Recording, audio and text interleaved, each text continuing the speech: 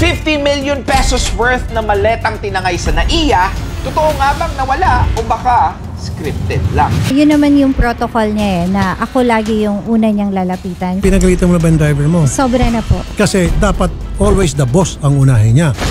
Huwag ko sana mabawasan yung aking paghanga sa NBI dahil lamang po sa medyo mahina pong pag-aksyon mo dyan. Huwag mong sirain yung bilib ko at bilib ng napakarami kong subscribers at followers at viewers sa NBI because dito pinapagate ko ang NBI magaling at mabilis. Pero mukhang mahina ka ata, sir. Okay, parang tambayan dyan eh. Itong taong ito, palagi na ito nandito. Nangaras to, baka snatcher to. So dapat, binaban nyo na siya. Pinapayagan lang yan dyan. Siguro, baka may porsyento yung mga tao nyo. At bakit naiyak ang may-ari nung muli niyang nakita ang bag na to? Remoa at si Attorney Abo. Tuliro po siya sabi niya po sa amin, natatakot daw po siya kasi may nakuha po siyang maleta. Kasi hindi niya po alam kung anong gagawin niya. Pero alam niya na po yung laman. Hindi po, wala po. Hindi po yan nabubuksan, sir. Delikado po kung mapapatagal po at kawawa po yung may-ari po.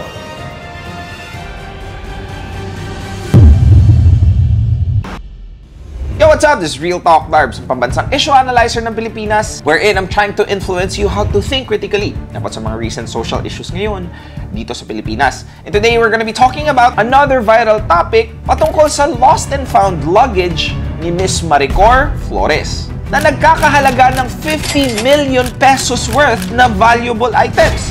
Ano ba ang laman ng luggage na to at umaabot ito ng 50 million pesos? Bakit inabot ng isang buwan ang paghahanap sa maleta? At sino ba ang nagkulang? Ang airport authority o ang mismong may-ari? And of course, what are the things that we may be able to learn from this kind of situation? Let's find out.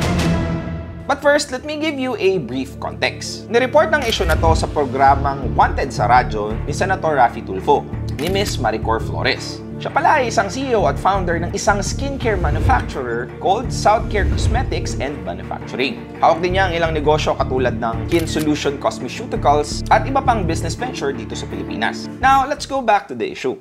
Ayon kay Maricar, sinundo daw siya ng driver niya sa NAIA Terminal 3 noong October 1. Dumating yung driver ko, 8:20 p.m. Makikita sa CCTV footage ang pagsakay ni Maricor sa sasakyan. Ngunit naiwan nito ang dalang suitcase.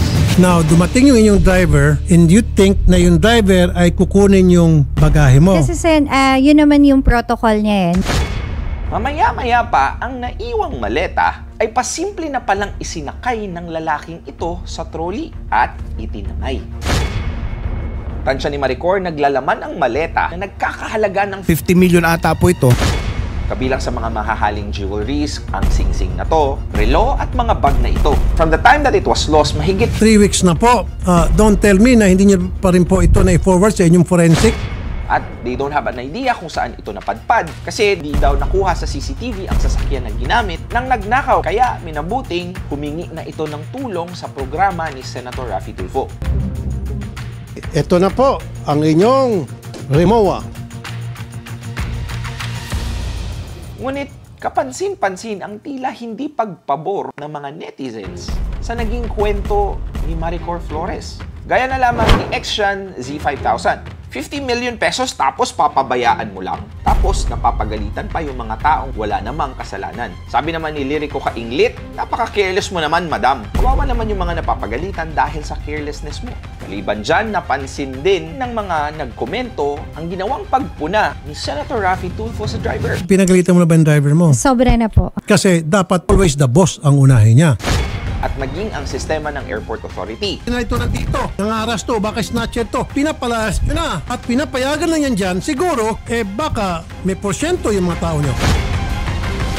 Samantalang duda din ang iilan na meron daw sa buwatang nagaganap sa loob mismo ng airport. Sabi ni Christine Curato, halatang may sabwatan. Bakit alam ng lalaki na may nabitiwang bag at pasimple-simple lang isinakay ang bag, upo ng konti, tsaka umalis? Marami man ang nanisi sa complainant, meron din namang nakaintindi sa kalagayan ni Maricor. Sabi ni Josephine Bermudo, bakit sinisisi niyo ang complainant? It all comes down to basic human decency na kapag hindi sa'yo, huwag mong kunin.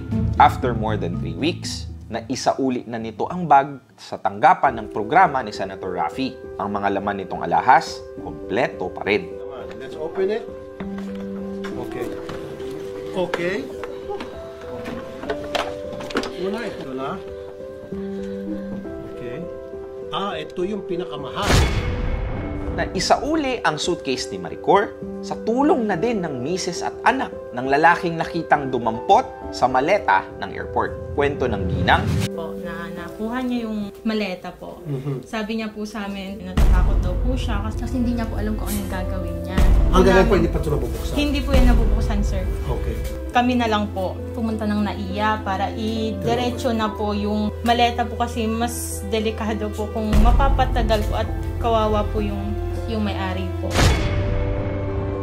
At gaya ng ipinangakong reward, tumanggap ang mag-ina ng 1 million pesos cash. Sa una, ayaw nilang tanggapin ang pabuya. Kami na po kasi naka-agrabyado sa kanila. Napakabait naman ng anak. Pero na-realize nila na malaking bagay na rin daw ito para sa tuition ng kanilang mga anak. So, yun nga po, siguro sa tuition po ng mga anak ko rin, malaking tulong na rin po yun sa amin.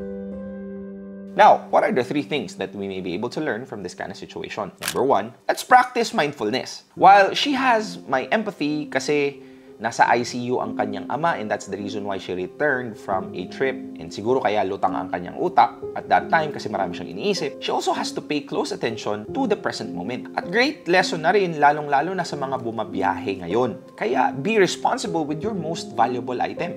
At kung meron mang miscommunication between Maricor, the assistant, and the driver, maybe that's only the reflection of her leadership. Remember, what's above, so below.